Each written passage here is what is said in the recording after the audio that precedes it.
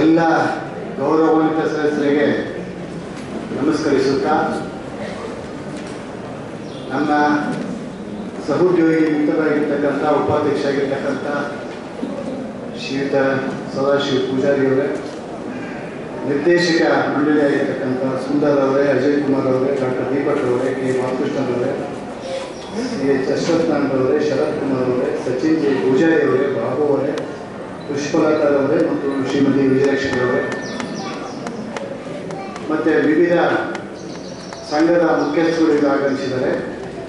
ಅನೇಕ ಜನ ಅಧ್ಯಕ್ಷರು, ಪದಾಧಿಕಾರಿಗಳು ಆಗಮಿಸಿದ್ದಾರೆ. ಅವರೆಲ್ಲರಿಗೂ ನಮಸ್ಕರಿಸುತ್ತಾ, ಸುಮಾರು ಸುದೀರ್ಘವಾಗಿ ನಮ್ಮ 41ನೇ ವಾರ್ಷಿಕ ಮಹಾಸಭೆಯ ಬಗ್ಗೆ ಚರ್ಚೆಗಳು ಇಲ್ಲಿವರೆಗೂ ನಡೆದಿವೆ.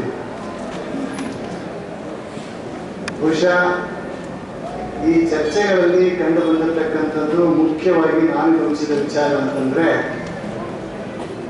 ಒಂದು ನಾಗವಾಲ ಪ್ರಾಜೆಕ್ಟ್ ಬಗ್ಗೆ ಕಾಳಜಿ ಇರ್ತಕ್ಕಂಥವ್ರು ಕೂಡ ಇಲ್ಲಿ ಬಂದಿದ್ದೀವಿ. ಮತ್ತೊಂದು ಬಡಾವಣೆಯ ನಿರ್ವಹಣೆ ಬಗ್ಗೆ ಚರ್ಚೆ ಮಾಡಬೇಕಂತದ್ದು ಕೂಡ ಭಾಳ ಬಂದಿದೆ. ಈ ಸಂದರ್ಭದಲ್ಲಿ ನಾನು ಕೆಲವು ವಿಚಾರಗಳನ್ನ ತಮ್ಮ ಗೌರವಾನ್ವಿತ ಸದಸ್ಯರ ಮುಂದೆ ಪ್ರಸ್ತಾಪ ಮಾಡ್ತೀನಿ. ಈಗ ಒಂದು ವಾರದ ಹಿಂದೆ, ಇವತ್ತಿಗೆ 8 ದಿನದ ಹಿಂದೆ, ಅಲ್ಲಿ ಬೇಗ ಸಹಿಯನ್ನು ಮಾಡಿ ಮುಂದೆ ಕಳಿಸಿ ಸಭೆಯ ಮುಕ್ತಾಯ ಆಗ್ತಾ ಬರ್ತಾ ಇದೆ. ಆದರೂ ಕೂಡ ಸದಸ್ಯರು ಸಹಿ ಮಾಡಕ್ಕೆ ನಿಂತಾರೆ. ಪ್ರವೀಣ್, ಸ್ವಲ್ಪ ಗಮನಿಸಿ, ಅಲ್ಲಿ ಮುಂದೆ ಜಾಗ ಇದೆ, ಕಳಿಸು. ಈ ಒಂದು ರೂಪಾನಗರದ ನಿವಾಸಿಗಳ ಒಂದು ಸಂಘ, ನಮ್ಮ ಸೋಮಯಾಜಿ ಅಧ್ಯಕ್ಷರು ಕೂಡ ಇಲ್ಲಿ ಬಂದಿದ್ದಾರೆ. ಅವರು ಕಳೆದ ಭಾನುವಾರ 4 ಗಂಟೆಗೆ ನಿರ್ವಹಣೆಯ ಬಗ್ಗೆ ಚರ್ಚೆ ಮಾಡಲಿಕ್ಕೆ ನಮ್ಮನ್ನು ಕೂಡ ಅಲ್ಲಿ ಸಂಘದ ಪದಾಧಿಕಾರಿಗಳ ನಾವು ಕೂಡ ಅಲ್ಲಿ ಹೋಗಿ ಭಾಗವಹಿಸಿದ್ದೇವೆ. ಬಹುಶಃ ಅವತ್ತು ಸಂಪೂರ್ಣ ಅಂಕಿ ಸಂಖ್ಯೆಗಳೆಲ್ಲ ತಮಗೆ ಕೊಟ್ಟಿದ್ದೀವಿ. ಸುಮಾರು ಪ್ರತಿ ವರ್ಷ ರೂಪಾನಗರದ ಬಡಾವಣೆಗೋಸ್ಕರವಾಗಿಯೇ 40 ಲಕ್ಷ ಆದಾಯಕ್ಕಿಂತ ಹೆಚ್ಚು ಖರ್ಚಾಗ್ತಾ ಇದೆ. 40 ಲಕ್ಷ ರೂಪಾಯಿಗಳನ್ನ ಬೇರೆ ಬೇರೆ ಮೂಲಗಳಿಂದ ಸಂಗ್ರಹಿಸ್ತಕ್ಕಂಥ ಇಲ್ಲಿವರೆಗೂ ಖರ್ಚು ಮಾಡ್ಕೊಂಡು ಹೋಗ್ತಾ ಇದೆ. ಆ 40 ಲಕ್ಷ ರೂಪಾಯಿ ಸಂಘಕ್ಕೆ ಹೆಚ್ಚಿನ ಹೊರೆಯಾಗಿರ್ತಕ್ಕಂಥದ ಕಾರಣ ಬೇರೆ ಕೆಲವು ಅಭಿವೃದ್ಧಿ ಕಾರ್ಯಗಳನ್ನ ಕೈಗೊಳ್ಳಲಿಕ್ಕೆ ಆಗ್ತಾ ಇಲ್ಲ. ಬಹುಶಃ ರೂಪಾನಗರ ನಿವಾಸಿಗಳೆಲ್ಲ ರಸ್ತೆಗಳಲ್ಲಿ ತುಂಬಾ ಪೆಂಡಿಂಗ್ ಇದೆ ಅಂತ ಹೇಳ್ತಾ ಇದೆ. ಇಲ್ಲಿ ಬಂದಿರತಕ್ಕಂಥ ಒಂದು ಸಮಸ್ಯೆ, ಪಟ್ಟಣ ಪಂಚಾಯತಿ ಒಳಗೆ ಬಂದಿರತಕ್ಕಂಥದ್ದು ನಿಮಗೆ ಯಾಕೆ ನಾವು ನಿರ್ವಹಣಾ ವೆಚ್ಚವನ್ನು ಕೊಡಬೇಕು ಅಂತಕ್ಕಂಥ ಒಂದು ಮನಸ್ಥಿತಿಯಿಂದಾಗಿ ಕೆಲವರು ಕಟ್ಟಿಲ್ಲ. ಅದಕ್ಕೆ ಅವರೇ ತೀರ್ಕೊಂಡಿರ್ತಕ್ಕಂಥ ತೀರ್ಮಾನ, ಸಂಘದ ರೂಪಾನಗರದ ನಿವಾಸಿಗಳ ಸಂಘವೇ ತೀರ್ಕೊಂಡಿರ್ತಕ್ಕಂಥ ತೀರ್ಮಾನ, ಯಾರು ಕಟ್ಟಿಲ್ಲ ಅಂತಕ್ಕಂಥದ್ದು ಅವರ ಮನೆಗಳ ಮುಂದೆ ನಾವೇ ಬರ್ತೀವಿ, ನೀವು ಸಹಕಾರ ಕೊಡಿ ಅಂತ ಹೇಳಿದರೆ ಅದಕ್ಕೋಸ್ಕರವಾಗಿ ನಾವು ಕೂಡ ಅವ್ರ ಹಿಂದೆ ಇರ್ತೀವಿ. ಅವರಿಗೆಲ್ಲ ನೋಟಿಸ್ ಮಾಡಿ ಅಂತಂದ್ರು. ಅದಕ್ಕೆ ಅವ್ರ ನೋಟಿಸ್ ಕೆಲವು ತಗೊಳ್ಳದೇ ಇರ್ತಕ್ಕಂಥವ್ರು ಅವ್ರ ಮನೆಗೆ ಬಾಗಿಲಿಗೆ ಹಚ್ಚಿ ಫೋಟೋ ತಗೊಂಡು ನಮ್ಮ ಸಿಬ್ಬಂದಿಯವರು ಬಂದಿದ್ದಾರೆ. 1 ವಾರದ ಸಮಯಾವಕಾಶ ಕೊಡಿ ಅಂತ ಹೇಳಿದ್ರೆ ಅದ್ರ ಪ್ರಕಾರ 1 ವಾರ ಆಗೋಯ್ತು, ನಾಳೆ ಮುಗಿದೋಗುತ್ತೆ. ನೀವೆಲ್ಲ ಕೈ ಜೋಡಿಸಿದ್ರೆ ಆ ಯಾರು ಕಟ್ಟದೇ ಇರ್ತಕ್ಕಂಥ ಜನ ಇದ್ದಾರೆ, ಆ ಮಹಾಶಯರಿದ್ದಾರೆ, ಅವರಿಂದ ವಸೂಲಿ ಮಾಡಿದ್ರೆ ಸಂಘದ ನಿರ್ವಹಣೆಯನ್ನು ತುಂಬಾ ಚೆನ್ನಾಗಿ ಬಡಾವಣೆ ನಿರ್ವಹಣೆ ಮಾಡಬೇಕು. ಕೆಲವರು ಕಟ್ತಕ್ಕಂಥವ್ರು ಕಟ್ತಾನೆ ಇರ್ತಾರೆ, ಕಟ್ಟದೇ ಇರ್ತಕ್ಕಂಥದ್ದು ಸುಲಭವಾಗಿ ಅದನ್ನ ಎಂಜಾಯ್ ಮಾಡ್ತಾನೆ ಇರ್ತಾರೆ. ಇದು ಆಗಬಾರ್ದು. ನಾವು ಕೇಳ್ತಕ್ಕಂಥದ್ದು ಕನಿಷ್ಠ 450 ರೂಪಾಯಿ ಪ್ರತಿ ತಿಂಗಳಿಗೆ, ಗರಿಷ್ಠ 500 ರೂಪಾಯಿ, 1 ವರ್ಷಕ್ಕೆ 6,000 ರೂಪಾಯಿ. ಒಂದು ಅಪಾರ್ಟ್ಮೆಂಟ್ ಅಲ್ಲಿ ಏನಾದರೂ ನೀವು ವಾಸ ಇದ್ರೆ 1 ತಿಂಗಳಿಗೆ 5,000 ರಿಂದ 6,000 ರೂಪಾಯಿ ಮೇಂಟೆನೆನ್ಸ್ ಚಾರ್ಜ್ ಅಂತ ಕಟ್ಟಬೇಕಾಗುತ್ತೆ. ನಾವು ಕೇಳ್ತಕ್ಕಂಥದ್ದು ವರ್ಷಕ್ಕೆ 6,000 ರೂಪಾಯಿ. ನಾನು ಅದನ್ನು ಕೂಡ ಉದಾಹರಣೆ ಕೊಟ್ಟು ಹೇಳಿದೆ. ಒಂದು ಹೋಗಿ ಫ್ಯಾಮಿಲಿಯವರು ಒಂದು ಕಾಫಿ ಕುಡಿದ್ರೆ ಈ ಫ್ಯಾಮಿಲಿ ಕನಿಷ್ಠ ಅಂದ್ರೆ 500 ರೂಪಾಯಿ ಖರ್ಚಾಗುತ್ತೆ. ನಮಗೆ ಸಹಕರಿಸಿ ಬಡಾವಣೆ ತುಂಬಾ ಯಶಸ್ವಿಯಾಗಿ ನಿರ್ವಹಣೆ ಮಾಡ್ಕೊಂಡು ಹೋಗ್ಬೋದು ಅಂತಕ್ಕಂಥದ್ದು. ಸಾಕಷ್ಟು ಜನ ಹೇಳ್ತಾರೆ ಬಡಾವಣೆ ಚೆನ್ನಾಗಿ ನಿರ್ವಹಣೆ ಮಾಡಿದ್ರೆ ಅಂತ. ಅದು ನಮಗೂ ಸ್ವಲ್ಪ ತೃಪ್ತಿ ಇಲ್ಲ ಅಷ್ಟಾಗಿ.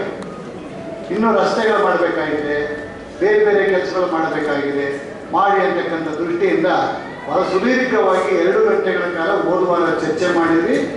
ಅದರಿಂದ ಅದೆಲ್ಲರೂ ಕೂಡ ತಾವೇನು ತೀರ್ಮಾನ ಮಾಡಿದ್ರಿ ಅದ್ರ ಪ್ರಕಾರ ಮುಂದುವರೆನ ಕಟ್ಟದೇ ಇರ್ತಕ್ಕಂಥವ್ರಿಗೆ ಯಾವುದೇ ರೀತಿಯಾಗಿ ಶಿಸ್ತಿನ ಕ್ರಮವನ್ನು ತೆಗೆದುಕೊಂಡು ಅವರನ್ನು ಕಟ್ಟೋ ರೀತಿಯಲ್ಲಿ ಮಾಡಲಿಕ್ಕೆ ನೀವು ಕೈ ಜೋಡಿಸಿ ನಿಮ್ಮಿಂದ ನಾವಿರ್ತೀವಿ ಅಂತಕ್ಕಂಥದ್ದು ಈ ಸಂದರ್ಭದಲ್ಲಿ ಹೇಳ್ತೇನೆ.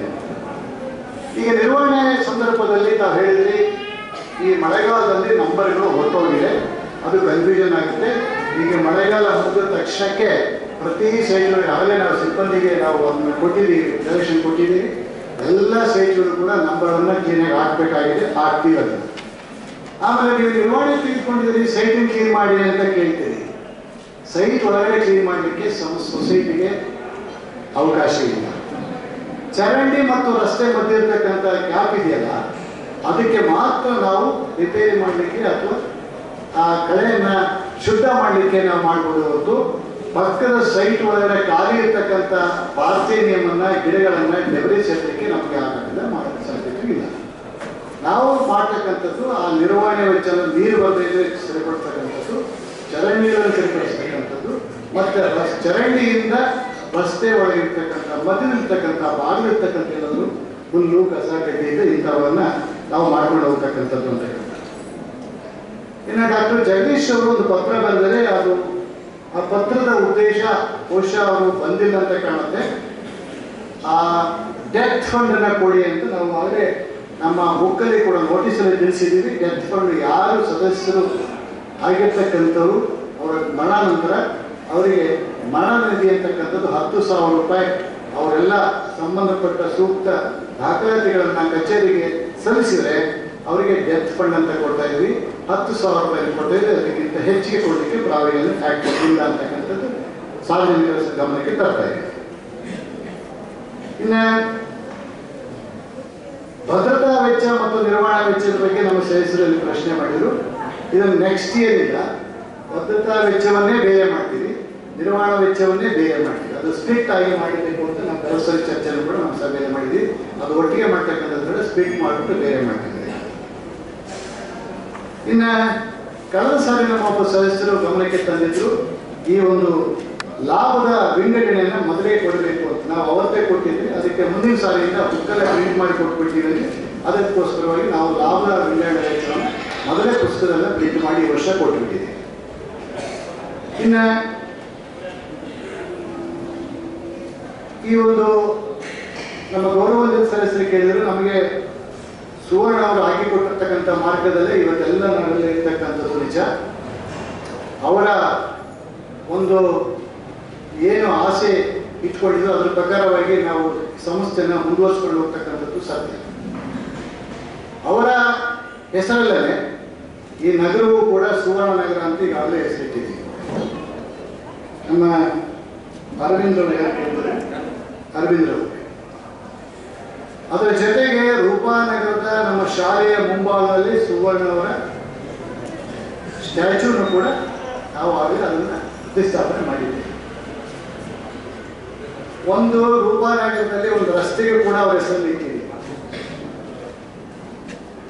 ಅದು ತುಂಬ ದೊಡ್ಡ ರಸ್ತೆ ಆಗಿದ್ದರಿಂದ ರಸ್ತೆಗೂ ಅವರ ಹೆಸರಿಟ್ಟಿದ್ದೀವಿ.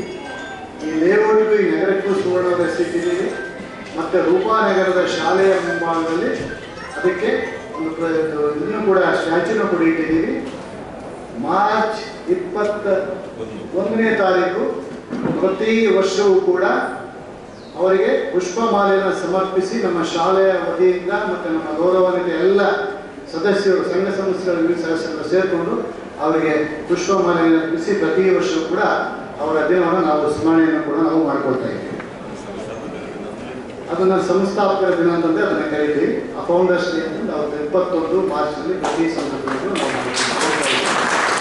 ಅವರನ್ನು ನಾವು ಯಾವ ಕಾರಣಕ್ಕೂ ಕೂಡ ಎಲ್ಲೂ ಕೂಡ ಅವರಿಗೆ ನಾವು ಮರೆಯುವಂಥ ಪ್ರಸಂಗವೇ ಇರೋದಿಲ್ಲ ಅಂತಕ್ಕಂಥದ್ದು ಸದಸ್ಯರ ಗಮನಕ್ಕೆ ತರ್ತಾ ಇದೆ. ಇನ್ನು ಪಟ್ಟಣ ಪಂಚಾಯತಿ ವಿಚಾರ ನಮಗೆಲ್ಲ ಗೊತ್ತಿರ್ತಕ್ಕಂಥ ವಿಚಾರ. ರೂಪಾನಗರದಲ್ಲಿ ಪಟ್ಟಣ ಪಂಚಾಯತಿ ವಿಚಾರ ಬಹಳ ಗೊಂದಲ ಸೃಷ್ಟಿ ಮಾಡ್ತಾ ಇದ್ದಾರೆ. ನಾನು ಆ ಪಟ್ಟಣ ಪಂಚಾಯತಿ ಮುಖ್ಯಸ್ಥರು ಬದಲಾವಣೆ ಆಗ್ತಕ್ಕಂಥದ್ದು ಪ್ರತಿ ಸಂದರ್ಭದಲ್ಲೂ ಕೂಡ ನಾವೆಲ್ಲ ನಮ್ಮ ಸಂಘದ ವತಿಯಿಂದ ಒಂದು ಸಂಪರ್ಕ ಮಾಡ್ತೀವಿ. ಯಾರೋ ಒಬ್ಬ ಹೊಸಬ ಬರ್ತಾರೆ, ಏನೋ ತೀರ್ಮಾನ ತೆಗೆದುಕೊಳ್ತಾನೆ, ಅವ್ರು ಹೋಗ್ತಾರೆ, ಇನ್ನೊಬ್ಬ ಬರ್ತಾರೆ, ಇನ್ನೊಂದೇನೋ ತೀರ್ಮಾನ ತೆಗೆದುಕೊಳ್ತಿರ್ತಾರೆ. ಅದಕ್ಕೆ ಅವರು ನಾಳೆ ಕರೆದಿದ್ದಾರೆ, ನಾನು ಬನ್ನಿ ಅಂತ ಹೇಳಿದ್ದೀನಿ. ಆ ರೂಪಾನಗರದಲ್ಲಿ ಲೈಟ್ಗಳನ್ನು ಹೋಗಿರ್ತಕ್ಕಂಥವ್ರಿಗೆ ಅವ್ರು ಹಾಕ್ಬೋದು, ನೀರೀಗ ಕೊಡ್ತಾ ಇದ್ದಾರೆ, ಅದ್ರ ಜೊತೆಗೆ ನಮ್ಮದು ಸೇರಿ ನೀರನ್ನು ಕೊಡ್ತಾ ಇದ್ದೀವಿ. ಚರಂಡಿ ವ್ಯವಸ್ಥೆ ನಾವೇನು ಮಾಡ್ತಾ ಇಲ್ಲ, ಗಾರ್ಬೇಜ್ಗಳನ್ನು ಸ್ವಲ್ಪ ಸ್ವಲ್ಪ ಎತ್ತಾ ಇದ್ದಾರೆ. ಇವೆಲ್ಲದರ ಜೊತೆಗೆ ಇನ್ನೂ ಆ ಬಡಾವಣೆಯನ್ನು ತುಂಬ ಸುಂದರವನ್ನಾಗಿ ಮಾಡಬೇಕಂದ್ರೆ ಕೆಲವು ಕ್ರಮಗಳನ್ನು ನಾವು ಕೈಗೊಳ್ಳಬೇಕಾಗಿದೆ. ಅದಕ್ಕೆ ಈ ವರ್ಷದಲ್ಲಿ ಆ ರಸ್ತೆಗಳ ರಿಪೇರಿ ಮಾಡ್ತಕ್ಕಂಥದಕ್ಕೆ ನಮ್ಮ ಹತ್ರ ಹಣ ಸಾಕಷ್ಟು ಇದೆ ಇರ್ತಕ್ಕಂಥದ್ರಿಂದ ಈ ವರ್ಷ ರಸ್ತೆಗಳ ರಿಪೇರಿ ಕೆಲಸವನ್ನು ಮಾಡಲಿಕ್ಕೆ ಆಗೋದಿಲ್ಲ ಅನ್ನೋದು ನಿವಾಸಿಗಳ ಸಂಘದ ಅಧ್ಯಕ್ಷರು ತಿಳಿಸಿದ್ದೀವಿ. ಮುಂದಿನ ವರ್ಷಕ್ಕೆ ಎಲ್ಲೆಲ್ಲಿ ಸಾಧ್ಯವಾಗುತ್ತೋ ಆ ರಸ್ತೆಗಳನ್ನು ಕೆಲಸ ಮಾಡ್ಕೊಂಡು ಬರ್ತಾ ಇದ್ದೀವಿ. ಪೈಪ್ ಲೈನ್ ಕೆಲಸ ಎಲ್ಲ ಮುಗಿದಿದೆ. ದಯಮಾಡಿ ಏನು ಮಾಡ್ತಾ ಇದ್ರೆ ಆ ಜಲಜೀವನ್ ಮಿಷನ್ ಅವರು ಎಲ್ಲ ಕಡೆಗೆ ತೆಗಿತಾ ಇದ್ದಾರೆ. ಎಲ್ಲ ರಸ್ತೆಗಳನ್ನು ಅಗದು ಪೈಪ್ ಲೈನ್ ಹಾಕೊಂಡು ಹೋಗ್ತಾ ಇದ್ದಾರೆ. ಆ ಪೈಪ್ ಲೈನ್ ಕಾರ್ಯಗಳೆಲ್ಲ ಮುಗಿದಾದ ಮೇಲೆ ಈ ಮಳೆಗಾಲ ಮುಗಿದ ಮೇಲೆ ಸೆಟ್ಲ್ ಆಗುತ್ತೆ. ಸ್ವಲ್ಪ ಇಲ್ಲ ಈಗ ರಸ್ತೆಗಳ ರಿಪೇರಿ ಮಾಡಲಿಕ್ಕೆ ಹೋದರೆ ವ್ಯರ್ಥ ಆಗುತ್ತೆ, ಅದರ ಪ್ರಯೋಜನ ಅಷ್ಟಾಗಿ ನಮಗೆ ಲಭ್ಯ ಆಗುವುದಿಲ್ಲ ಅನ್ನೋ ಕಾರಣಕ್ಕೆ ಸ್ವಲ್ಪ ಸದಸ್ಯರೆಲ್ಲ ಸಹಕರಿಸಿದರೆ ಆ ಜಲಜೀವನ್ ಮಿಷನ್ ಅವರು ಪೈಪ್ ಲೈನ್ ಎಲ್ಲ ಹಾಕುವುದ್ರೆ ಅದಾದ ನಂತರ ಸ್ವಲ್ಪ ಸೆಟ್ಲ್ ಆದಾಗ ಅದಕ್ಕೆ ಮುಂದಿನ ನಾವು ಅಭಿವೃದ್ಧಿ ಕೆಲಸವನ್ನು ಕೈಗೊಳ್ಳಬಹುದು ಅಂತಕ್ಕಂಥದ್ದು. ಇನ್ನು ನಮ್ಮ ಭಾಳ ಹಿರಿಯ ಸದಸ್ಯರಾಗಿರ್ತಕ್ಕಂಥ ರವೀಂದ್ರ ಪ್ರಭು ಅವರು ಒಂದು ಪ್ರಶ್ನೆ ಹೇಳಿದ್ರು. ಪ್ರತ್ಯೇಕವಾಗಿ ಎಲ್ಲ ವಿಚಾರಗಳನ್ನು ಚರ್ಚೆ ಮಾಡಿದ್ದೀವಿ, ವೆಚ್ಚಗಳನ್ನೆಲ್ಲ ಪ್ರತ್ಯೇಕವಾಗಿ ಇಟ್ಟಿದ್ದೀವಿ. ಇನ್ನೂ ಏನಾದರೂ ಅವರಿಗೆ ಹೇಳಿದ ಒಂದು ಮಾತು, ದಯಮಾಡಿ ತಾವು ತಪ್ಪು ಅನ್ಯತಾ ತಿಳಿಯದೇನೆ ಇದೆಲ್ಲೋ ಏನು ಅವರು ಬಳಸಿದ ಶಬ್ದ ಟ್ರಾನ್ಸ್ಪರೆನ್ಸಿ ಬೇಕು ಅಂತ ಹೇಳಿ. 100ಕ್ಕೆ 100% ಟ್ರಾನ್ಸ್ಪರೆನ್ಸಿ ನಮ್ಮ ಸೊಸೈಟಿಯಲ್ಲಿ, 100ಕ್ಕೆ 100% ನಮ್ಮ ಸೊಸೈಟಿಯಲ್ಲಿ ಟ್ರಾನ್ಸ್ಪರೆನ್ಸಿ ಇದೆ. ಯಾವ ಸಂದರ್ಭದಲ್ಲಿ ಯಾರು ಬೇಕಾದರೂ ಕೂಡ ಸಮಯದ ವರ್ಕಿಂಗ್ ಅವರ್ಸಲ್ಲಿ ಕಚೇರಿ ಕೆಲಸದ ಅವಧಿಯಲ್ಲಿ ಹೋದಾಗ ಯಾವ ಐಡಿಯನ್ ಸಿಕ್ಕೂ ಇಲ್ಲ. ಸುನೀಲ್ ಕುಮಾರ್ ಅವರು ಇರ್ತಾರೆ, ಸಂಬಂಧಪಟ್ಟ ಅಲ್ಲಿ ವರ್ಕಿಂಗ್ ಸ್ಟಾಫು ಇರ್ತಾರೆ. ಎಲ್ಲಿ ಬೇಕಾದರೂ ಹೋಗಿ ನೀವು ಯಾವ ವಿಚಾರಕ್ಕೆ ಬೇಕಾದರೂ ಕೂಡ ಚರ್ಚೆ ಮಾಡ್ಬೋದು. ಇದರ ಬಗ್ಗೆ ಯಾರಿಗೂ ಸಂಶಯ ಬೇಡ.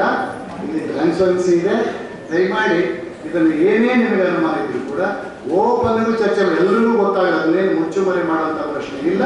ಇನ್ನೂ ಬೇಕಾದ ಹೆಚ್ಚಿನ ಮಾಹಿತಿ ಹೋದರೆ ಕಚೇರಿಗೆ ಬಂದ್ಬಿಟ್ಟು ಯಾವ ಬಡಾವಣೆ ನಿರ್ವಹಣೆ ವೆಚ್ಚ ಆಗಿರ್ಬೋದು ಅಥವಾ ಯಾರು ಹಣ ಕಟ್ಟಿರ್ಬೋದು, ಎಷ್ಟು ಕಟ್ಟಿರ್ಬೋದು, ಎಲ್ಲವನ್ನೂ ನಿಮ್ಗೆ ಸಂಬಂಧಪಟ್ಟ ಎಲ್ಲ ವಿಚಾರವನ್ನು ದಯಮಾಡಿ ಶ್ರೀಧರ ಪ್ರಭು ಅವರು ಭಾಳ ಹಿರಿದಿದ್ದೀರಿ. ಅವ್ರು ಬಂದ್ಬಿಟ್ಟು ನಮ್ಮ ಕಚೇರಿಗೆ ಭೇಟಿ ಮಾಡಿ ಸಂಬಂಧಪಟ್ಟ ಎಲ್ಲವನ್ನು ತೆಗೆದುಕೊಳ್ಬೋದು ಅಂತಕ್ಕಂಥ. ಇನ್ನು 59, 58 ಸದಸ್ಯರು ನಮ್ಮ ನಾರಾಯಣಗುರು ನಗರದ ಬಗ್ಗೆ ರಸ್ತೆ ಅಂತ ಕೇಳಿ, ನಾವು ನಿಮಗೆ ರಸ್ತೆ ನಮ್ಮ ಬಡಾವಣೆ ಒಳಗಡೆ ರಸ್ತೆ ಮಾಡ್ತೀವಿ ಹೊರತು ಇಲ್ಲಿಂದ ಇಲ್ಲಿಗೆ ನೇರವಾಗಿ ಕೊಡ್ತೀವಿ, ಇಲ್ಲಿಂದ ಹೀಗೆ ನೇರವಾಗಿ ಕೊಡ್ತೀವಿ ಅಂತ ಆಶ್ವಾಸನೆ ಕೊಡೋಕ್ಕೆ ನಾವೇನು ಸರ್ಕಾರ ಅಲ್ಲ. ನಾವು ಎಷ್ಟು ಸಾಧ್ಯವಾಗುತ್ತೋ ಅಷ್ಟನ್ನು ಅಪ್ರೋಚ್ ಕೊಡ್ತಕ್ಕಂಥ ಕೆಲಸವನ್ನು ನಾವು ಮಾಡಿದ್ದೀವಿ. ಇದರ ಮುಂದೆ ಒಂದು ಕಾಲದಲ್ಲಿ ಈಗ ಬಹುಶಃ ನಮ್ಮ ಸದಸ್ಯರು ಹೇಳಿದ ಗೌರವಾನ್ವಿತ ಸದಸ್ಯರು ಪ್ರಕಾಶ್ ಅವರು ಭಾಳ ಡೈರೆಕ್ಷನ್ ಕೊಟ್ಟಿರಿ ಕ್ಲೀನಾಗಿ ಲೇಔಟಿಗೆ ಬರಲಿಕ್ಕೆ ಅಂತ ಹೇಳಿದ್ರು. ಇದು ಸ್ವಲ್ಪ ಕಾಲ ಈ ಇರ್ತದೆ, ಈಗ ಬರಲೇಬೇಕಾಗ್ತದೆ. ಈಗೇನು ಹೈ ಟೆನ್ಷನ್ ಲೈನ್ ಇಲ್ಲಿ ಹೋಗಿದೆ, ವ್ಯತ್ಯಾಸ ಇರ್ತಕ್ಕಂಥದ್ದು ಸ್ವಲ್ಪ ಕೊಡಲಿಕ್ಕೆ ಆಗ್ತಾ ಇಲ್ಲ. ಸ್ವಲ್ಪ ಸಮಯದ ನಂತರ ನಾರಾಯಣಗುರುನಗರಕ್ಕೆ ನೇರವಾದ ರಸ್ತೆ ಆಗುತ್ತೆ. ಈಗ ನಮ್ಗೆ ಓಡಾಡಲಿಕ್ಕೆ ಏನು ತೊಂದರೆ ಇಲ್ಲ. ಪಕ್ಕದಲ್ಲಿ ಒಂದು ರಸ್ತೆ ಆಲ್ರೆಡಿ ಆಗಿದೆ. ಆ ಸ್ಕೂಲ್ ಮುಂಭಾಗದಿಂದ ಬಂದ್ಬಿಟ್ಟು ಜಾಯಿನ್ ಆಗಿದೆ. ಆ ಪ್ರಕಾಶ್ ಜಾವಗಲ್ ಶ್ರೀನಾಥ್ ಅವರ ತೋಟದ ಮುಂದೆ ಡೈರೆಕ್ಟ್ ರಸ್ತೆ ಇದೆ, ಅಲ್ಲಿಂದ ಬಂದು ಲಿಂಕ್ ಆಗ್ತಾ ಇದೆ. ನೀರು ಕೂಡ ಈ ಕಡೆಯಿಂದ ಹೋಗ್ಬೋದು. ಇನ್ನು ಕೆಲವೇ ದಿನಗಳಲ್ಲಿ ಅದು ಕೂಡ ಸಂಪೂರ್ಣವಾಗಿ ನಮಗೆ ರಸ್ತೆಗಳ ಸಂಪರ್ಕ ಆಗುತ್ತೆ ಅಂತಕ್ಕಂಥ.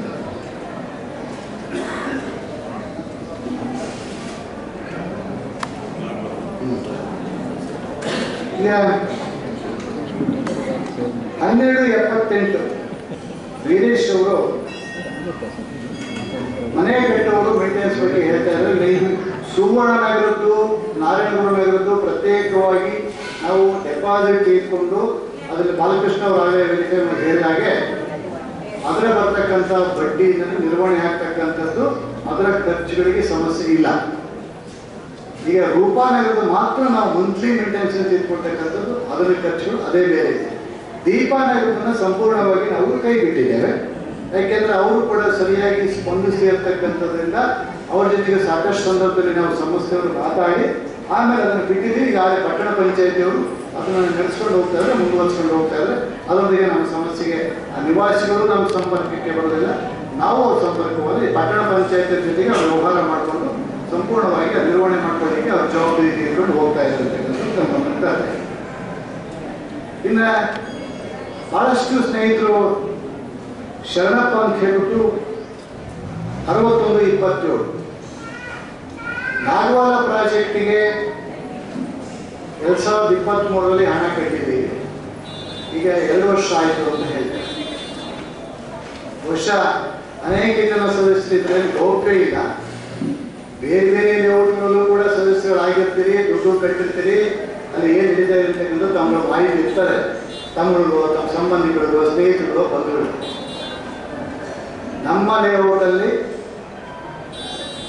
ಕೆಲವು ಕಾನೂನಿನ ಅಡೆತಡೆಗಳನ್ನು ಹೊರತುಪಡಿಸಿ ನಾವು ಹೇಳಿದ ಪ್ರಕಾರವಾಗಿ ಮುಂದುವರಿಸ್ಕೊಂಡು ಹೋಗ್ತೀವಿ. ಈಗ 48 ಎಕರೆ 34 ಗುಂಟೆ ಇಲ್ಲಿವರೆಗೂ ನಾವು ಕನ್ವರ್ಟ್ ಆಗಿರ್ತಕ್ಕಂಥ ಲ್ಯಾಂಡನ್ನು ತೆಗೆದುಕೊಂಡಿದ್ದೀವಿ. ನಾಗವಾಲದಲ್ಲಿ ಒಂದು ಅರ್ಧ ಎಕರೆ ಮಧ್ಯದಲ್ಲಿ ಸೇರ್ಕೊಂಡ್ಬಿಟ್ಟಿದೆ. ಅದನ್ನು ಬರದೆ ಹೊರತು ಇದು ಪ್ಲಾನ್ ಅಪ್ರೂವಲ್ ಆಗಲ್ಲ. ಬಹುಶಃ ಅರ್ಧ ಎಕರೆಗೆ ಎಲ್ಲ ರೀತಿಯ ಸರ್ವ ಪ್ರಯತ್ನಗಳನ್ನು ನಾವು ಮಾಡ್ತಾ ಇದ್ದೀವಿ. ಅದು ಏನೋ ಆಗ್ತಾ ಇಲ್ಲ, ಬರ್ತಾ ಇಲ್ಲ, ಬರುತ್ತೆ ಅಂತ ಈ ವಾರ ರಿಜಿಸ್ಟರ್ ಮಾಡ್ತೀವಿ, ಶನಿವಾರ ಮಾಡ್ತೀವಿ, ಸೋಮವಾರ ಮಾಡ್ತೀವಿ ಅಂತ ಹೀಗೇ ತಳ್ಕೊಂಡು ಬರ್ತಾ ಇದ್ದೀವಿ.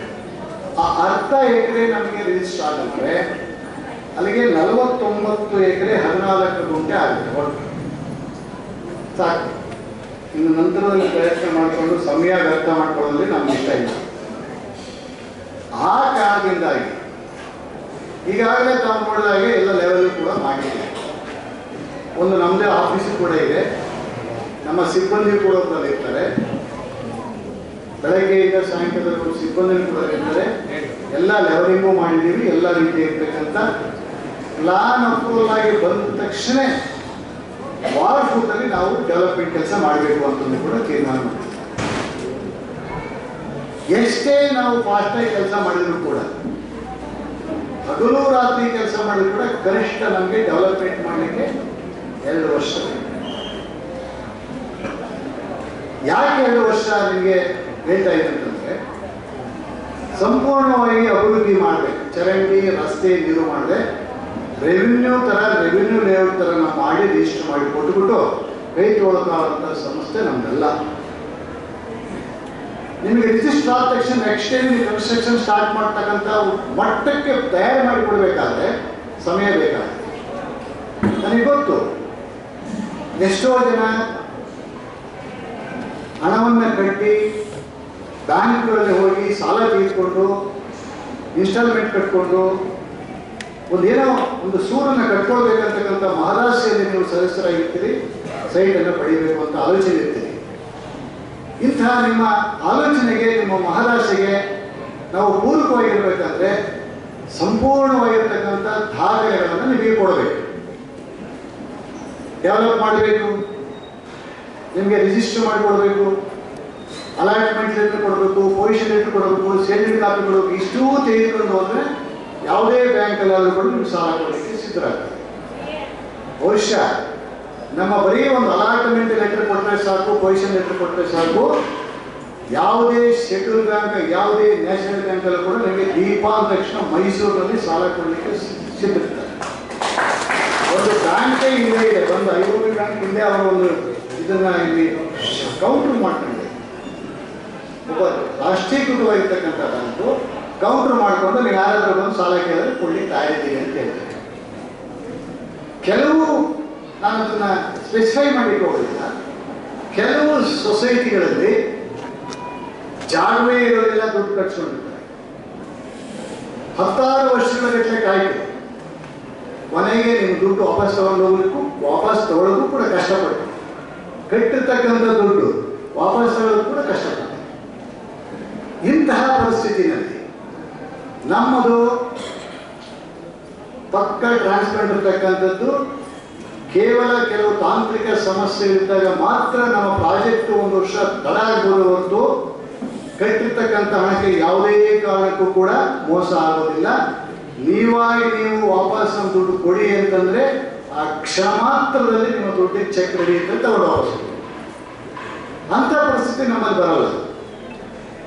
ನೀವು ಸೈಟೇ ಬೇಕು ಅಂತ ಕಾಯ್ತಾ ಇದ್ರೆ ಬಹುಶಃ ಶರಣಪ್ಪನವರಿಗೆ ಹೇಳ್ತಿದ್ದೀನಿ, ಸ್ವಲ್ಪ ಕಾಯಬೇಕು. ನೀವು ಮೂಡಾದಲ್ಲಿ ಇವತ್ತು ಸೈಟ್ ಬೇಕು, MDA ಸೈಟ್ ಬೇಕು ಅಂತ ಇವತ್ತು ಅರ್ಜಿ ಹಾಕಿದ್ರೆ ಇನ್ನು 10 ವರ್ಷ ಆದರೂ ಕೂಡ ಸಿಗೋದಿಲ್ಲ. 10 ವರ್ಷ ಆದರೂ ಸಿಗೋದಿಲ್ಲ. ನೀವು ಕಟ್ಟಿರ್ತಕ್ಕಂಥ ಹಣ ವಾಪಸ್ ತಗೊಳ್ಬೇಕಾದ್ರೆ 5 ವರ್ಷ ಬೇಕು. ನಾವೇ ಒಂದು ಸಂಸ್ಥೆ ಆಗಿದ್ದುಕೊಂಡು ನಾವು ಆಗಿರ್ತಕ್ಕಂಥ ಒಂದು CSITಗೆ ಹಾಕಿರ್ತಕ್ಕಂಥ ಕಟ್ಟಿರ್ತಕ್ಕಂಥ ಹಣ 2 ವರ್ಷದಿಂದ ಪ್ರಯತ್ನ ಮಾಡಿ ನಾವು ಕಟ್ಟಿರ್ತಕ್ಕಂಥ ಡೆಪಾಸಿಟ್ ವಾಪಸ್ ಕೊಡ್ತಾ ಇಲ್ಲ. ನಮ್ಮದೇ ಸೈಟು, ನಾವು ಅವರಿಗೆ CSIT ಕೊಟ್ಟಿದ್ವಿ, ನಮ್ಮದೇ ಶಾಲೆಗೆ ಬೇಕು ಅಂತ ಅರ್ಜಿ ಹಾಕಿ 3 ವರ್ಷ ಆಯಿತು. ಕೊನೆಗೆ ಸೈಟ್ ಬೇಡ, ದುಡ್ಡು ವಾಪಸ್ ತಗೊಳ್ಳಿ ಅಂತ 2 ವರ್ಷದಿಂದ ಪ್ರಯತ್ನ ಪಟ್ಟು ದುಡ್ಡು ತಗೊಳಕ್ಕಾಗಿಲ್ಲ ವಾಪಸ್ಸು. ಆ ಥರ ಪರಿಸ್ಥಿತಿ ಇಲ್ಲ. ಇದು ನಮ್ಮ ಸಂಸ್ಥೆ. ನಿಮಗೆ ಯಾರಿಗಾದ್ರೂ ಇಷ್ಟ ಇತ್ತು, ನಂಬಿಕೆ ಇತ್ತು, ನಿಮಗೆ ನಮ್ಮ ವಿಶ್ವಾಸ ಇತ್ತು, ಸೈಟ್ ಸಿಗುತ್ತೆ ಅಂತಕ್ಕಂಥ ವಿಶ್ವಾಸ ಇತ್ತು, ಬಿಟ್ಟರೆ ಸ್ವಲ್ಪ ತಡ ಆಗ್ಬೋದು. ನಿಶ್ಚಿತವಾಗಿ ಕೂಡ ನಿಮಗೆ ಸೈಟ್ ಸಿಗುತ್ತೆ. ಬೇಡ ಅಂತಂದ್ರೆ ಕ್ಷಣ ಮಾತ್ರದಲ್ಲಿ ನಿಮಗೆ ಯಾವಾಗಲೂ ಲೆಟರ್ ಕೊಟ್ಟು ತಕ್ಷಣ ನಮ್ಮ ಸೆಕ್ರೆಟರಿ ಅವರು ನಿಮ್ಮ ಚೆಕ್ ರೆಡಿ ಮಾಡಿ ಅಂತ ತಗೊಂಡು ಹೋಗ್ಬೋದು ಅಂತ. ನಾನು ಯಾಕೆ ಹೇಳ್ತಾ ಇದ್ದೀನಿ ಮಾತನ್ನಂತಂದ್ರೆ, ಬಹುಶಃ ಒಂದು ಸ್ವಲ್ಪ ಡೆವಲಪ್ಮೆಂಟ್ ಕೆಲಸ ಮಾಡಲಿಕ್ಕೆ ಸಮಯ ಬೇಕಾಗುತ್ತೆ. ನಾವು ಯಾಕೆಂದರೆ ಪಕ್ಕ ಕೆಲಸ ಮಾಡಬೇಕಾಗಿದೆ. ರಸ್ತೆಗಳು 100 ವರ್ಷಗಳು ಇರಬೇಕಾಗಿರ್ತಕ್ಕಂಥ ಚರಂಡಿಗಳು, ರಸ್ತೆಗಳನ್ನು ಸರಿಯಾಗಿ ಮಾಡಬೇಕಾಗಿದ್ದರಿಂದ ಕನಿಷ್ಠ ನಮಗೆ 1.5 ವರ್ಷ, ಈ ನಾಳೆನೇ ಶುರು ಮಾಡಿದ್ರು ಕೂಡ 1 ವರ್ಷ ಬೇಕು. ಹಾಗಾಗಿ ತಾವೆಲ್ಲ ಸಹಕರಿಸಿ ನಾರಾಯಣಗೌಡ ನಗರದಲ್ಲಿ ಸದ್ಯಕ್ಕೆ ತಾತ್ಕಾಲಿಕವಾಗಿ ಯಾವ ಮೆಂಬರ್ಶಿಪ್ ಅನ್ನು ನಾವು ತೆಗೆದುಕೊಳ್ತಾ ಇಲ್ಲ. ನಾಗವಾದ ಯಾಕೆ ಅಂತಂದ್ರೆ ಈ ಸಮಸ್ಯೆಗಳು ಬರ್ತದೆ. ನಾನು 23 ದುಡ್ಡು ಕೊಟ್ಟಿದ್ದೆ, ಏನು ಕೊಡಲಿಲ್ಲ, ಇಷ್ಟೊಂದು ವರ್ಷ ಆಯಿತು. ಅದಕ್ಕೆ ಸ್ಟಾಪೇ ಮಾಡಿಬಿಟ್ಟು ಆಗ ಒಂದು ಕಮಿಟ್ಮೆಂಟ್ ಮಾಡಿದ್ವಿ, ಯಾರು ದುಡ್ಡು ಕಟ್ತಿರೋ ಅವ್ರಿಗೆ ಈ ರೇಟ್ ಅಂತಕ್ಕಂಥ. ನನಗೆ ಒಬ್ಬನಿಗೆ ಅದನ್ನ ಪ್ರಸ್ತಾಪ ಮಾಡೋಣ, ಸಂದರ್ಭ ಬಂದಾಗ ಅದ್ರ ಬಗ್ಗೆ ಎಲ್ಲ ಚರ್ಚೆ ಮಾಡ್ತೀವಿ ರೇಟ್ ಏನು ಅಂತ. ಆವತ್ತು ಯಾರು 50% ಕಟ್ತಿರೋ ಅವ್ರಿಗೆ ಈ ರೇಟ್ ಕೊಡ್ತೀವಿ ಅಂತ ನಾವು ಮಾತು ಕೊಟ್ಟಿದ್ದೀವಿ. ಅದ್ರ ಪ್ರಕಾರವಾಗಿ ಅದೇ ರೀತಿಯಾಗಿ ಕಟ್ಟಿರ್ತಕ್ಕಂಥವ್ರಿಗೂ ನಾವು ಸೈಟನ್ನು ಕೂಡ ಕೊಡ್ತೀವಿ. ನೆಕ್ಸ್ಟ್ ಮೆಂಬರ್ಶಿಪ್ನ ಈಗ ಸ್ಟಾಪ್ ಮಾಡಿದ್ವಿ. ತಾತ್ಕಾಲಿಕವಾಗಿ ಯಾರಿಗೂ ಮೆಂಬರ್ಶಿಪ್ ಕೊಡೋದು ಬೇಡ ಅಂತ ಬೋರ್ಡ್ ಕೂಡ ತೀರ್ಮಾನ ತೆಗೆದುಕೊಂಡಿದೆ. ಅದರ ಪ್ರಕಾರ ಸದ್ಯಕ್ಕೆ ಯಾರಿಗೂ ಅಪ್ಲಿಕೇಶನ್ ಕೊಡ್ತಾ ಇಲ್ಲ, ಮೆಂಬರ್ಶಿಪ್ ಮಾಡ್ತಾ ಇಲ್ಲ. ಈ ರೀತಿಯಿಂದ ನಿಮ್ಮ ಹಣ 100% ಭದ್ರವಾಗಿರ್ತದೆ. ಮತ್ತೆ ಬರ್ತಕ್ಕಂಥ ಬಡ್ಡಿನೂ ಕೂಡ ಬಹಳ ಸದುಪಯೋಗ ಬಳಸ್ಕೊಳ್ತಾ ಇದ್ದೀವಿ. ಸಾರ್ವಜನಿಕರ ಸ್ವತ್ತನ್ನು ಬಹಳ ಎಚ್ಚರಿಕೆಯಿಂದ ನಾವು ಬಳಸಬೇಕು ಅಂತಕ್ಕಂಥ ಪರಿಜ್ಞಾನ ಕೂಡ ನಮಗೆ ಇರ್ತದೆ ಅಂತಕ್ಕಂಥ. ಇದು ಮೊನ್ನೆ ನಮ್ಮ ಸದಸ್ಯರೊಬ್ಬರು ಅರವಿಂದ್ ಅವರು 3787 ಮತ್ತೊಂದು ವಿಚಾರವನ್ನು ಗಮನಕ್ಕೆ ತಂದರು. ನಿಜವಾಗ್ಲೂ ಬಹಳ ಸಂತೋಷವಾದ ವಿಚಾರ. ನಾನು ಮುಂದಿನ ವರ್ಷದಿಂದ ನಮ್ಮ ಸಭೆ ಪ್ರಾರಂಭವಾದಾಗ ನಾಡಗೀತೆ ಮಾಡೋಣ, ಅಂತ್ಯದಲ್ಲಿ ರಾಷ್ಟ್ರಗೀತೆ ಮಾಡೋಣ. ಮುಂದಿನ ವರ್ಷದಿಂದ ಪ್ರಾರಂಭದಲ್ಲಿ ನಾಡಗೀತೆಯಿಂದ ಪ್ರಾರಂಭ ಮಾಡೋ ಸಭೆನ ಅಂತ್ಯಕ್ಕೆ ರಾಷ್ಟ್ರಗೀತೆ ನಾಡಿ ಮುಕ್ತಾಯ ಮಾಡೋಣ ಅಂತಕ್ಕಂಥದ್ದು ಮುಂದಿನ ವರ್ಷದಿಂದ ಇದನ್ನು ಮಾಡಲಿಕ್ಕೆ ಆಗುತ್ತೆ. ಈ ವರ್ಷ ನಾವು ಅದನ್ನು ಮಾಡಲಿಕ್ಕೆ ಆಗಿಲ್ಲ. ಇದು ಮೊದಲೇ ಏನಾದರೂ ಪ್ರಶ್ನೆಗಳು ಏನಾದರೂ ಬಂದುಬಿಟ್ಟಿದ್ರೆ ಅದನ್ನು ಸಿದ್ಧ ಮಾಡಬಹುದಾಯಿತು. ದಯಮಾಡಿ ಕ್ಷಮಿಸಿ, ಮುಂದಿನ ವರ್ಷದಿಂದ ಇದನ್ನು ಮಾಡಬಹುದು ಅಂತಕ್ಕಂಥದ್ದು. ಇನ್ನು ನೀರು ವ್ಯರ್ಥ ಮಾಡ್ತಾ ಇರೋದಂತಕ್ಕಂಥದ್ದು ಹೇಳಿದರು. ನಿಜವಾಗ್ಲೂ ಕೂಡ ಹಣಕ್ಕೆ ಎಷ್ಟು ಬೆಲೆ ಕೊಡ್ತೀವೋ ನೀರಿಗೂ ಕೂಡ ಅಷ್ಟೇ ಬೆಲೆ ಕೊಡಬೇಕು ತಾವೆಲ್ಲರೂ. ನಮಗೆ ಇಲ್ಲಿ ನಮ್ಮ ಹಿರಿಯರು ಕನ್ನಡ ಪ್ರೊಫೆಸರ್ ಇದ್ದಾರೆ. ಅವರು ಭಾಳ ಆ ವಯಸ್ಸಲ್ಲೂ ಕೂಡ ಅಷ್ಟೊಂದು ಆಕ್ಟಿವ್ ಆಗಿ ಆ ಚಟುವಟಿಕೆಯಿಂದ ಇರ್ತಾರಲ್ಲ. ನಮಗೆ ಯುವಕರಿಗೆ ಏನಾಗಿದೆ ಅಂತಕ್ಕಂಥದ್ದು ನಮಗೆ ಅರ್ಥ ಆಗ್ತಾಯಿಲ್ಲ. ಪ್ರತಿಯೊಂದು ಹನಿ ನೀರು ಕೂಡ ಬಹಳ ಮುಖ್ಯ. ಊಟಕ್ಕೆ ಎಷ್ಟು ಪ್ರಾಮುಖ್ಯತೆ ಕೊಡ್ತೀವಿ, ಸಮಯಕ್ಕೆ ಎಷ್ಟು ಪ್ರಾಮುಖ್ಯತೆ ಕೊಡ್ತೀವಿ, ಅಷ್ಟೇ ನೀರು ಕೂಡ ಪ್ರಾಮುಖ್ಯತೆ ಕೊಟ್ಟರೆ ಬಹಳ ಒಳ್ಳೆಯದು. ನೀರು ಬಹಳ ಅಮೂಲ್ಯವಾಗಿರ್ತಕ್ಕಂಥ ವಸ್ತು. ನೀರಿಲ್ಲ ಅಂತೇಳಿ ಎಷ್ಟೋ ಸಂದರ್ಭದಲ್ಲಿ ಸಮಸ್ಯೆ, ಬೇಸಿಗೆ ಬಂದಾಗ ಸಮಸ್ಯೆ ಎದುರಿಸ್ತೀವಿ. ಎಲ್ಲರೂ ರೈನ್ ವಾಟರ್ ಹಾರ್ವೆಸ್ಟಿಂಗ್ ಮಾಡ್ಕೊಳ್ಳಿ ಅಂತಂದು ಹೇಳಿ, ಅದಲ್ಲ, ರೈನ್ ವಾಟರ್ ಹಾರ್ವೆಸ್ಟಿಂಗು ಮಾಡಲ್ಲ. ಆಮೇಲೆ ಆ ನೀರನ್ನು ತಂದು ಒಳಚರಂಡಿಗಳಿಗೆ ಬಿಡ್ತಾರೆ. ನಮ್ಮದೊಂದು ಸೆಪ್ಟಿಕ್ ಟ್ಯಾಂಕ್ ಎಲ್ಲ ಭರ್ತಿಯಾಗಿ ಹೋಗುತ್ತೆ. ಆ ನೀರನ್ನು ರೈನ್ ವಾಟರ್ ಹಾರ್ವೆಸ್ಟಿಂಗ್ ಮಾಡಿಕೊಂಡು ಮಿಕ್ಕಿದ ನೀರನ್ನು ಚರಂಡಿಗೆ ಬಿಡ್ತಕ್ಕಂಥ ಓಪನ್ ಚರಂಡಿಗೆ ಬಿಡ್ತಕ್ಕಂಥ ಕೆಲಸವನ್ನು ಮಾಡಿ ನೀರು ಒಳಚರಂಡಿಗೆ ಮಾತ್ರ ಒಳಚರಂಡಿಗೆ ಬಿಟ್ಟರೆ ಭಾಳ ಒಳ್ಳೆಯದು. ಅದರಲ್ಲಿ ಆಗ್ತಕ್ಕಂಥ ಎಲ್ಲ ಕಲ್ಮಶಗಳು ಕೂಡ ಬ್ಲಾಕ್ ಆಗುತ್ತೆ. ನಮ್ಮ ಸದಸ್ಯರು, ನಮ್ಮ ಪಾಪ ನಮ್ಮ ಸಿಬ್ಬಂದಿಯವರು ಭಾಳಷ್ಟು ಶ್ರಮ ಪಡ್ತಾರೆ. ಇದಕ್ಕೆ ಸಿಬ್ಬಂದಿ ಮತ್ತಷ್ಟು ಈಗ ಅವಶ್ಯಕತೆ ಇದೆ. ಈ ಅವಶ್ಯಕತೆ ಸಿಬ್ಬಂದಿನ ಮತ್ತೆ ನೇಮಕ ಮಾಡಬೇಕು. ಸಿಬ್ಬಂದಿಯ ಖರ್ಚು ಕೂಡ ಜಾಸ್ತಿ ಆಗ್ತಾ ಹೋಗುತ್ತೆ. ಯಾಕೆಂದರೆ ಲೇಔಟ್ಗಳು ಜಾಸ್ತಿ ಅದನ್ನೆಲ್ಲ ಮೇಂಟೈನ್ ಮಾಡ್ಕೊಂಡು ಹೋಗಬೇಕಾಗಿರ್ತದೆ. ಅದು ಅನಿವಾರ್ಯ ರೂಪವಾಗುತ್ತೆ. ಹಾಗಾಗಿ ಸಿಬ್ಬಂದಿ ವೆಚ್ಚವನ್ನು ಕೂಡ ಈ ಸರಿ ಜಾಸ್ತಿ ಆಗ್ತಾ ಇದೆ ಅಂತ ನಮ್ಮ ಕಚೇರಿಯಲ್ಲೂ ತೆಗೆದುಕೊಂಡಿದ್ದೀವಿ ಮತ್ತು ಹೊರಗಡೆ ಮೇಂಟೈನ್ ಮಾಡಿ ಕೂಡ ತೆಗೆದುಕೊಳ್ಬೇಕಾಗುತ್ತೆ. ಅದಕ್ಕೆ ಅದು ಅವಶ್ಯಕವಾಗಿ ಬೇಕೇ ಬೇಕಾಗ್ತಕ್ಕಂಥದ್ದು. ನಮ್ಮ ಶಾಲೆಗಳಲ್ಲಿ ದೊಡ್ಡ ಒಂದು ರೈನ್ ವಾಟರ್ ಹಾರ್ವೆಸ್ಟಿಂಗ್ ಮಳೆ ಕುರಿ ನೀರನ್ನು ಇಟ್ಕೊಂಡಿದ್ದೀವಿ. ಅದೇ ನೀರನ್ನ ಇಡೀ ನಮ್ಮ ಶಾಲೆಯ 1,000 ಮಕ್ಕಳು ಕೂಡ ಅದೇ ನೀರನ್ನು ಕುಡಿತಾ ಇದ್ದಾರೆ. ರೂಪಾನಗರದ ಶಾಲೆಯ ಆವರಣದಲ್ಲಿ ರೈನ್ ವಾಟರ್ ಹಾರ್ವೆಸ್ಟಿಂಗ್ ಅಂತ ಮಾಡ್ಕೊಂಡಿದ್ದೀವಿ. ಅದಕ್ಕೆ ಆ ರೈನ್ ವಾಟರ್ ಹಾರ್ವೆಸ್ಟಿಂಗ್ ಮೈಪಾಲ್ ಅಂತಕ್ಕಂಥ ಸಂಸ್ಥೆಯನ್ನು ಮಾಡಿಕೊಟ್ಟಿದ್ದಾರೆ. ಆ ನೀರನ್ನು ನಮ್ಮ ಎಲ್ಲ ಮಕ್ಕಳು ಕೂಡ ಅದೇ ನೀರನ್ನು ಬಳಸ್ತಾರೆ. ನಾವು ಕೂಡ ಬೇಕಾದ್ರೆ ಬಂದು ನೋಡ್ಬೋದು. ಇವೆಲ್ಲ ಅದನ್ನು ಬಳಸ್ಕೊಂಡ್ರೆ ನೀರಿನ ಓವರ್ಫ್ಲೋ ಅಂತಕ್ಕಂಥದ್ದು. ನಿಮಗೆ ಯಾವುದೋ ಒಂದು ಸಂದರ್ಭದಲ್ಲಿ ನೀರು ಬಿಟ್ಟಾಗ ಅದನ್ನು ನೋಡಿಕೊಂಡು ಆಫ್ ಮಾಡ್ಕೊಳ್ತಕ್ಕಂಥದ್ದು. ಬಾಲು ಹಾಕಬೇಕು ಅಂತ ಹೇಳಿದ್ರೆ ಯಾರು ಅನಿಸುತ್ತೆ. ನಾವು ಮೇಂಟೆನೆನ್ಸ್ ಕೊಡಿ ಅಂತ ಕೇಳಿದ್ರೆ ಕೊಡೋದು ಕಷ್ಟ. ಇನ್ನು ನಿಮ್ಮ ಮನೆಗಳಿಗೆ ಬಂದು ಬಾಲು ಹಾಕಿ ಗೇಟ್ ವಾಲ್ ತಿರುಗಿಸಿ ಇನ್ನೇನು ನಿಮ್ಮ ಗೇಟ್ ತೆಗೆದು ಸ್ವಿಚ್ ಹಾಕಿ ಆಫ್ ಮಾಡಿ ಅಂತ ಕೆಲಸ ಮಾಡಬೇಕಾಗ್ತದೆ ಅನ್ನೋದು ಮುಂದೆ ಬಹುಶಃ ನಮ್ಮ ಮನೆಯವರು ಮುಂದಿನ ಒಂದು ಸದಸ್ಯರ ನಿರೀಕ್ಷೆ ಮಾಡ್ಬೋದೇನೋ. ದಯಮಾಡಿ ಅವ್ರವ್ರ ಕೆಲಸವನ್ನು ಅವರು ಮಾಡಿಕೊಳ್ಳಿ. ಅವರು ಅಕ್ಕಪಕ್ಕದಲ್ಲಿರೋ ಸ್ವಲ್ಪ ಅವರಿಗೆ ಜಾಗೃತರನ್ನಾಗಿ ಮಾಡಿ. ಕಲ್ಪನಾ ಆಗಲ್ಲ ಅಂತಾರೆ. ಅಂದರೆ ನಮ್ಮ ಲೇಔಟ್ನಲ್ಲಿ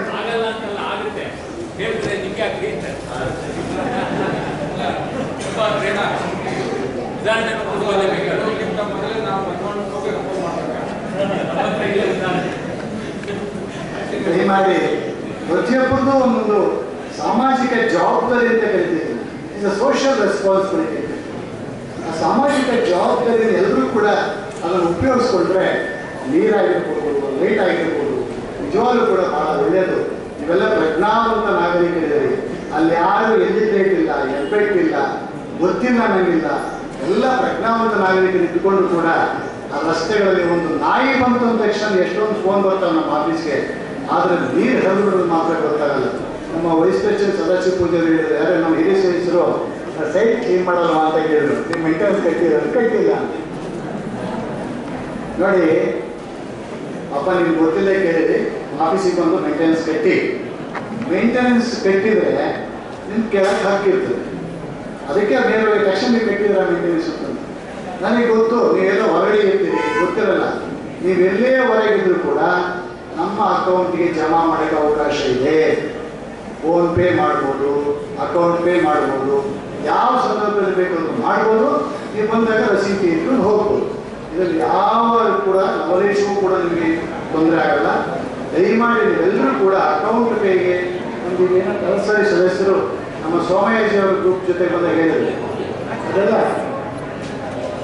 ನಮ್ಮ ಸ್ಕ್ಯಾನರ್ಗಳು ಮತ್ತು ಅಕೌಂಟ್ ನಂಬರ್ಗಳು ಎಲ್ಲರೂ ಕೂಡ ನಿಮ್ಮ ಶೇರ್ ಆಗುತ್ತೆ. ಅದ್ರ ಮೂಲಕ ನೀವು ಮೇಂಟೆನೆನ್ಸ್ ಚಾರ್ಜನ್ನು ಕಟ್ಬೋದು. ದಯಮಾಡಿ ಸದಸ್ಯರುಗಳು ಸಾಕಷ್ಟು ಬುಕ್ಗಳು ವಾಪಸ್ ಬರ್ತಾರೆ ನೋಟಿಸ್. ಇದನ್ನು ನೀವು ಸದಸ್ಯರಾಗಿರ್ತಕ್ಕಂಥವ್ರು ಏನಾದರೂ ವಿಳಾಸ ಬದಲಾಯಿಸಿದ್ರೆ ತಕ್ಷಣ ಒಂದು ವಿಳಾಸವನ್ನು ನಮ್ಮ ಕಚೇರಿಗೆ ನೀವು ಕೊಟ್ಟರೆ ಆ ವಿಳಾಸಕ್ಕೆ ಬದಲಾವಣೆ ಮಾಡ್ಕೊಳ್ತೀವಿ. ಫೋನ್ ನಂಬರ್ ಇರ್ತದೆ.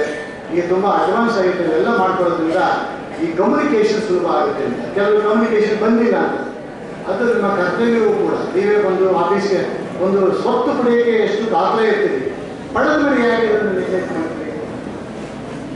ಬೆಂಗಳೂರಲ್ಲೋ ಅಥವಾ ಬೇರೆ ಕಡೆ ನಾವು ಮೂಡೋದು ಸೈಟ್ ತೊಗೊಂಡ್ರೆ ತಿಂಗಳಿಗೊಂದ್ಸರಿ ಬಂದು ನಮ್ಮ ಸೈಟ್ ಇದೆಯಿಲ್ವಾ ಅಂತ ಚೆಕ್ ಮಾಡ್ಕೊಂಡು ಬರ್ತಾರೆ. ಆದರೆ ದೀಪ ಸೊಸೈಟಿಯಲ್ಲಿ ಇದೊಂಥರ ಭದ್ರತಾ ಪೆಟ್ಟಿಗೆ ಇಟ್ಟಂಗೆ. ಸೈಟ್ ಒಂದ್ಸರಿ ತೊಗೊಂಡ್ಬಿಟ್ಟು ರಿಜಿಸ್ಟರ್ ಮಾಡ್ಕೊಂಡು ಹೋಗ್ಬಿಟ್ರೆ ನಮ್ಮ ಸೈಟ್ ಎಲ್ಲಿ ಇರಲ್ಲ, ಇಲ್ಲೇ ಇರ್ತದೆ, ಯಾರೂ ಬರಲ್ಲ ಅಂತಕ್ಕಂಥದ್ದು ಒಂದು ವಿಶ್ವಾಸ ಇದೆ. ಅದರಿಂದ ನಾನು ಕಾಪಾಡ್ಕೋಬೇಕಾದ್ರೆ ನೀವು ಕೂಡ ಕಚೇರಿಗೆ ಬರಬೇಕು ಅಂತ ನಮ್ಮನ್ನು ಕೇಳ್ತಾರೆ. ಮತ್ತು ಮನೆ ಕಟ್ಟೋರು ನಮ್ಮ ಸುವರ್ಣನಗರದ ಯಾರು ನಮ್ಮ ಸದಸ್ಯರು ಹೇಳಿದರು, ಪಕ್ಕದಲ್ಲಿ ಶೆಡ್ ಹಾಕಿರ್ತಾರೆ. ಆ ಶೆಡ್ಡನ್ನು ಅವ್ರ ಮನೆ ಮುಗಿದ ತಕ್ಷಣ ತೆಗಿತಾರೆ. ಆದರೂ ಕೂಡ ಅವರು ಯಾರು ಕಟ್ಟೋರು ಇರ್ತಾರೆ ಖಾಲಿ ಸೈಟ್ ಇತ್ತು ಅವ್ರಿಗೆ ಕೇಳ್ಕೊಬೇಕು, ನಿಮ್ಮ ಸೈಟಲ್ಲಿ ಒಂದು ಈ ಥರ ಶೆಡ್ ಹಾಕಿದ್ರಿ ಅಥವಾ ಈ ಥರ ಟೆಂಪ್ರರಿ ಕನ್ಸ್ಟ್ರಕ್ಷನ್ ಮಾಡ್ಕೊಂಡು ಕೇಳಿಕೊಂಡು ಮಾಡಬೇಕು. ಅವರಿಗೆ ಆ ಸಿಕ್ಕಿಲ್ಲ ಅಂತ ನಮ್ಮ ಆಫೀಸಲ್ಲಿ ಕೇಳಿದ್ರೆ ಪಕ್ಕ ಸೈಟ್ ನಂಬರ್ ಈಗ 112 ನಿಂತಿದ್ರೆ 113 ಯಾರು ಅಂತ ಕೇಳಿದ್ರೆ ಹೇಳ್ತಾರೆ. ಅವ್ರಿಗೆ ಸಂಪರ್ಕ ಮಾಡಿಕೊಂಡು ಕೇಳಿಕೊಂಡು ಶೆಡ್ ಹಾಕೋದು ಒಳ್ಳೆಯದು. ಈಗ ಅವ್ರು ಬಂದು ಗಲಾಟೆ ಮಾಡ್ತಕ್ಕಂಥದ್ದು, ತರಲೆ ಮಾಡ್ಕೊಳ್ತಕ್ಕಂಥ ವಿಚಾರ ಅವಶ್ಯಕತೆ ಇಲ್ಲ. ದಯಮಾಡಿ ನಾವು ಮನೆಗಳು ಕಟ್ಟೋರಿಗೆ ಸಂಪೂರ್ಣ ಸಹಕಾರ ನಮ್ಮ ಸಿಬ್ಬಂದಿ ಕೊಡುತ್ತೆ. ಪಕ್ಕದ ಸೈಟಲ್ಲಿ ಶೆಡ್ ಹಾಕಬೇಕಾದ್ರೆ ರೋಡಿಗೆ ಹಾಕಿದ್ರೆ ತೊಂದರೆ ಇಲ್ಲ, ರೋಡಿಗೆ ಹಾಕಬೇಡಿ. ಪಕ್ಕದಲ್ಲಿ ಗಾಡಿ ಇರ್ತದಲ್ಲ ಅಲ್ಲಿ ಹಾಕ್ಕೊಂಡ್ರೆ ಹಿಂದೆ ಮುಂದೆ ಎಡಬಲ ಹಾಕೊಳ್ಳಿ.